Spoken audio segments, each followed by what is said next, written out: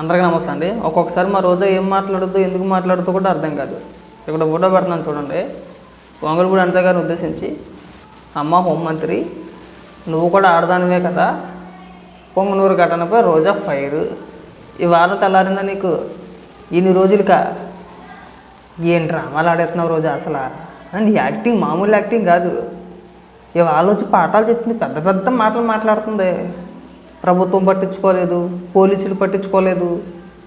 ఇవాళ హోంమంత్రి గారు వెళ్ళారు కదా, వాళ్ళ కుటుంబ సభ్యులు అంటే ఆ చిన్నారి ఆ పాప ఎవరైతే ఉన్నారో ఆ చనిపోయిన పాప వాళ్ళ తల్లిదండ్రులే చెప్తున్నారు కదా స్వయంగా, మేము కంప్లైంట్ ఇచ్చిన మరుక్షణం నుంచి పోలీసు వారు రాత్రులు నిద్ర లేకుండా కూడా గాలింపు చర్యలు చేపట్టారు, అయినా సరే ఫలితం దక్కలేదని చెప్పేసి వాళ్ళే చెప్తుంటే, ఇక నువ్వు ఇక్కడికి వచ్చేసి పెద్ద పెద్ద పాటలండి. చంద్రబాబు నాయుడు గారు ఏం చేస్తున్నారో, లోకేష్ గారు ఏం చేస్తున్నారో, పవన్ కళ్యాణ్ గారు ఏం చేస్తున్నారో, అసలు వీళ్ళకి పరిపాలించే హక్కు ఉందా? రాష్ట్రంలో అసలు ప్రభుత్వం పనిచేస్తుందా? గత 5 ఏళ్ళు నోరు విప్పలేదా? ఎందుకు మాట్లాడాలి నువ్వు? ఇలాంటి సంఘటనలు కోకొల్లలో మీ హయాంలో ఎందుకంటే ఎక్కువ జరిగినాయి. జరగడం తప్పు, జరగడం బాధాకరం, జరగకూడదని కోరుకుంటాం అందరం కూడా. ఇలాంటి సంఘటన ముఖ్యమంత్రి ఇంటి పక్కనే, అంటే అప్పటి ముఖ్యమంత్రి జగన్మోహన్ రెడ్డి ఇంటి పక్కన జరిగితే ఏమన్నావు? 1-2 రేపులకి గగ్గోలు పెట్టేస్తున్నారంటే, గోల్ చేస్తారంటే అడిగావు నువ్వు? వాళ్ళు వచ్చి పాటాలా? దానికి కూడా ఒక కారణం ఉంది.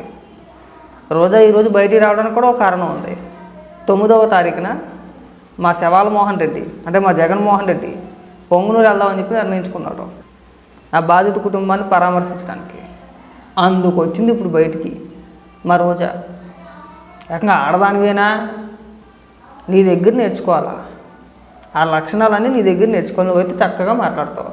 నన్ను ఎవడన్నా వచ్చి రేపు చేయగలడా? నోట్లో ఐస్ క్రీమ్ పెట్టుకున్నారా? నువ్వు రేపు చేసే దమ్ము నీకుందా? నువ్వు ట్రై చేస్తావా? నీ దగ్గర నేర్చుకోవాలా? పనికి మాటలు బోకు మాటలు మాట్లాడమాక, ఈ మాటలే తగ్గించు అనేది. ఛాన్స్ దొరికితే సరిపోద్ది. శవ రాజకీయాలకు ముందే ఉంటాం మనం. చిన్నపిల్లల్ని అడ్డం పెట్టుకుని రాజకీయాలు చేయమాకండి. వాళ్ళు బోలు బాధల్లో ఉన్నారు ఇప్పటికే. వింటా ఉంటేనే కడుపు తరుక్కుపోతుంది. ఆ పోలీసు వారు చెప్పిన వివరాల ప్రకారం ఆ పాప తండ్రి ఎవరైతే ఉన్నారో అతను వడ్డీ వ్యాపారం చేస్తాడంట. అందరికీ ఇచ్చినట్టే చాలామందికి అప్పులు ఇచ్చాడు. ఆయన కూడా అప్పులు తీసుకోవాలి, అప్పు ఇచ్చాడు. తర్వాత ఇతను కొత్తగా ఇల్లు కట్టుకున్నట్టున్నాడు. ఆ క్రమంలో ఇతను డబ్బు అవసరం పడింది. ఎలాగ ఇతను అప్పు ఇచ్చి ఉన్నాడు కాబట్టి ఇచ్చిన వాళ్ళ దగ్గర వసూలు చేసే క్రమంలో ఈవిడికి అంటే ఈ పాపను చంపేసింది ఒక లేడీ. ఆవిడికి 3.5 లక్షల రూపాయలు అప్పు ఇచ్చాడంట. ఆ ఇచ్చే క్రమంలో మరి లేట్ అయిందో ఇంకోటి అయిందో తెలియదు, కానీ ఆవిడ ఇవ్వట్లేదని చెప్పేసి అని మేము కేసులు పెడతామని చెప్పేసి కొద్దిగా హార్ష్గా ఏదో మాట్లాడి ఉన్నాడు ఆయన. పోలీసు వారు చెప్పిన కథనం ప్రకారం అయితే. అందుకని చెప్పేసి అభంశుభం తెలియని 6 ఏళ్ల పాపని ఇంటి ముందు ఆడుకుంటుండగా సమయం చూసుకొని ఆమెతో పాటు ఒక మైనర్ బాలుడు వాళ్ళ అమ్మగారి ఇంటికి తీసుకెళ్ళి అక్కడ ఫుడ్ పెట్టి అక్కడ గొంతులు మీద చంపేసి అక్కడి నుంచి సమ్మర్ స్టోరేజ్ దగ్గర పట్టుకెళ్ళి అక్కడ ఇసిరేసి, వింటుంటే ఎంత దారుణంగా ఉంది ఇది. అసలు చంపింది ఒక లేడీ, పైగా ఒక లేడీ అయి ఉండి అంత క్రూరంగా ఎలా ప్రవర్తించారో అర్థం కావట్లా. ఈ వివరాలన్నీ మనకు తెలియదు. సాక్షిలో పెద్ద పెద్ద స్టోరీలు, పెద్ద పెద్ద కథనాలు. అత్యాచారం అని చెప్పేసి ఒకడంటాడు, హత్య అని చెప్పేసి ఒకడంటాడు, ఇంకోటి అంటాడు. 6 ఏళ్ల పాప పైన లేనిపోయిన నిందలు. అంటే నిందలని చెప్పి నేను అన్నట్లా. 6 ఏళ్ల పాప మరణాన్ని అడ్డం పెట్టుకుని ఇలా రాజకీయాలు అసహ్యం ఏమేస్తుంది. ఇంకొక విషయం ఏంటంటే, ఈ రోజుల్లో అప్పిస్తే ఎవరికైనా సరే 10 రూపాయలు అప్పిస్తే మన శత్రువుని మనమే తయారు చేసుకున్నట్టు అయిపోయిందండి. గతంలో అప్పులు చేస్తే తప్పు అనుకోరు, అప్పు చేయకూడదురా అనుకోరు.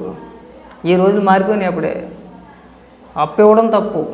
అప్పు ఇస్తే నీ అంతా నువ్వు శత్రువుని ఏరి కోరి నువ్వు డబ్బు ఇచ్చి తయారు చేసుకున్నట్టే. నువ్వు వాడిని గట్టిగా అడగలేవు. ఒకవేళ గట్టిగా అడిగావంటే ఇగో ఇలాంటి సంఘటనలు చూస్తుంటే భయం వేస్తుంది. ఎవరికైనా 10 రూపాయలు ఇవ్వాలన్నా, ఒకవేళ ఎవరి నుంచి 10 రూపాయలు తెచ్చుకోవాలన్నా, మనకి ఇవ్వాలైనా, రేపు పొద్దున్న మనకి ఏదైనా అవసరం పడి ఎవరినన్నా అడుగుదామన్నా సరే ఇచ్చేవాడు కూడా సాహసం చేయడు. ఇలాంటి వ్యక్తుల వల్ల ఇవ్వడం కూడా తప్పే. ఇవాళ రూపాయి పాపాయి ఉంటే ఏ బ్యాంకులోనే వేసుకొని చక్కగానో ఏదో చేసుకొని వచ్చిన కాడికి ఉంటే హ్యాపీరా బాబు, సుఖరా బాబు అని చెప్పి అనుకోవాలి. కానీ ఎవరికైనా అప్పిచ్చామంటే ఇలాంటి సంఘటనలు ఎదుర్కోవాలి. అంటే అందరూ అలా ఉంటారని చెప్పేసి అనుకోలేం. కానీ ఇది 2వ సంఘటన 3వ సంఘటన నేను వినడం అయితే ఇలాంటి సంఘటనలు గతంలో కూడా ఒక 2-3 విన్నా నేను.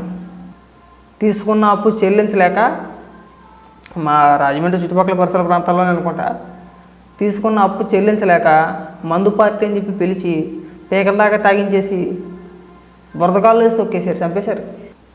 అప్పు చెల్లించలేక, పెద్ద అమౌంట్ కూడా కాదు, 70,000 80,000 అయ్యే. 70,000 80,000 ఈ రోజుల్లో పెద్ద అమౌంట్ కూడా కాదు. కొన్ని పాత రోజులు కూడా కాదు, బాబా 70,000 అంటారు అనుకోవడానికి. అది నా సలహా ఏంటంటే, అవసరాన్ని బట్టి అప్పు ఇవ్వండి, వడ్డీ కాసిపడి అప్పు ఇవ్వమాకండి. ఎవడన్నా కుటుంబంలో బాగోకపోతానో పెళ్ళికో శుభకార్యాలకో ఇస్తే కొద్దిగా లెక్క ఉంటుంది, వాడికి ఒక బాధ్యత ఉంటుంది. మనం వడ్డీకి ఆశపడి ఎవరికైనా అప్పు ఇచ్చామంటే మన శత్రువుని మనం తయారు చేసుకున్నట్టే. ఇంకా మా రోజా విషయానికి వద్దాం, ఏం మాట్లాడుకుంటాం, గబ్బు ఆవిడ గురించి మాట్లాడుకుని టైం పక్క. ఇంకెప్పుడు కూడా ఇలాంటి పాఠాలు ఎవరికి చెప్పమాకు రోజా. కాసేపు దిశ అంది, దిశ చట్టం అంది, దిశ పోలీసులు అంది. ఎక్కడుందమ్మా చట్టం? అసలు ఆ చట్టం కేంద్రం ఆమోదమే తెలపలేదు కదా, ఆ చట్టానికి లేదు కదా. ఒకవేళ ఆమోదం తెలుపుంటే కనుక మీ హయాంలో దిశా చట్టం కింద ఎంతమందిని శిక్షించారమ్మా మీరు చెప్పు. దిశ దశ లేని చట్టాన్ని ఉదాహరణ తీసుకొచ్చారు, ఏమీ లేదు, షోయింగ్ తప్పితే అక్కడ. గత 5 ఏళ్ల కాలంలో ఎక్కడ రోడ్డు ఎక్కడ ఇంతకన్నా ఘోరమైన జరిగినాయి. ఏవో ఆలోచన పాఠాలు చెప్తున్నావు. ఆడదానివేనా? నువ్వే ఆడదానివి, నీ దగ్గర నేర్చుకోవాలా. ఆ లక్షణాలన్నీ కూడా మంగళపూడి అనిత గారు నీ దగ్గరకు వచ్చి నేర్చుకోవాలా. ఇంకా సంతోషించు.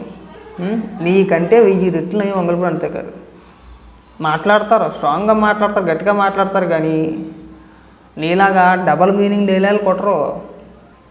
డైరెక్ట్ డబల్ మీనింగే ఉందిలే బొక్క, డైరెక్టే. మనంతా ఫేస్ టు ఫేస్ కదా, డైరెక్ట్ డైలాగులు కొట్టాడువే. నోట్లో ఏం పెట్టుకున్నావు? ఏం పెట్టేసుకుంటావు రేపు నోట్లోనే? నువ్వు జనరల్గా ఎవడన్నా మనం 10 మంది ముందు, ఒక 10 మంది ఆడవాళ్ళు ఉన్నా, 4 ఆడవాళ్ళు ఉన్నా, ఏదైనా ఒక పదం అనే ముందు వెనక ముందు ఆలోచిస్తాం, గమ్ముని ఏమన్నా అనుకుంటారేమో అని చెప్పేసి అని. అబ్బాయి మా రోజాకి అలాంటిది ఏముండదు. 100 మందే ఉన్నారు, ఇంకొక 100 మంది ఉంటే 4 బూతు మాటలు మాట్లాడేది అనుకుంటాం. ఇలాగే అనుకుంటుంది వచ్చాం. మనం సిగ్గుపడతాం, నాముషి పడతాం. మా రోజాగా ఏమి ఉండవు. అరే 100 మందే ఉన్నారే, ఇంకొక 100 మంది ఉంటే చక్కగా ఇంకొక 4 బూతులు మాట్లాడేది నింపుకుంటుంది. అలా అనుకునే మీడియా సమావేశం పెట్టి మీడియా రిపోర్టర్ని నువ్వు నన్ను రేపు చేస్తావా, ట్రై చేస్తావా అని అడిగింది నిస్సిగ్గుగా.